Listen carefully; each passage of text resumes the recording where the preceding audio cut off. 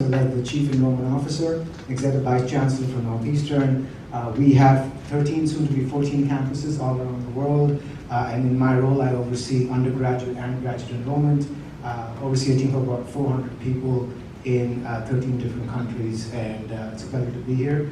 And looking forward to it. Just one thing about me is I was an international student, so I'm from Mumbai, India, and I went to the States at the age of 17, so the topic today is very personal to me as well. Thank you, Satya. Thank you for coming directly from Heathrow. So, Amy, I want to start with you because I feel like you have the 30,000-foot view here. You speak to people all over the world about international education. And so I'm wondering if you could talk a little bit about what you feel are currently the most pressing issues that you're seeing, the pressures that institutions and students are facing across the globe. Sure. I personally think it's fair to say that North America is seeing the most difficult headwinds at the moment. So that's Canada and the US. And I'm not sure whether you've read the Pi Weekly this week, but Canada has just announced another cap for next year, which is 150,000. So it's actually almost half of what the cap was for this year.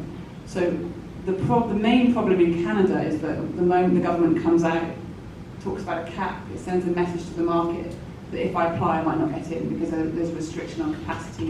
What's actually happened is we're already seeing fewer students than the cap are applying and getting offers, so we're already at a sub-cap operating environment, and then they've just announced they want to reduce that further next year. So it's really not great news in Canada, and then obviously in the US, the difficulties in getting visa appointments, the mood music, the Trump administration, a perception that even if I apply for a visa, I'll be waiting for months. The uncertainty, the H-1B rules, it's just volatile. It's just a very volatile and uncertain situation.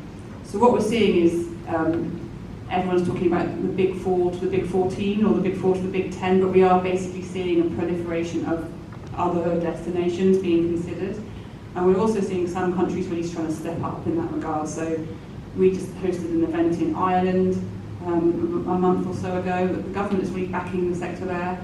And this is a scheme which has actually been around for 10 years, but a lot of people in the sector didn't know about this scheme called Grad Start. So the Irish government are now offering SMEs in Ireland who hire international graduates this access to a scheme when they will pay for half of the salary of the international graduate. That's a very compelling offer if you can graduate and know that the government is going to support you getting a job.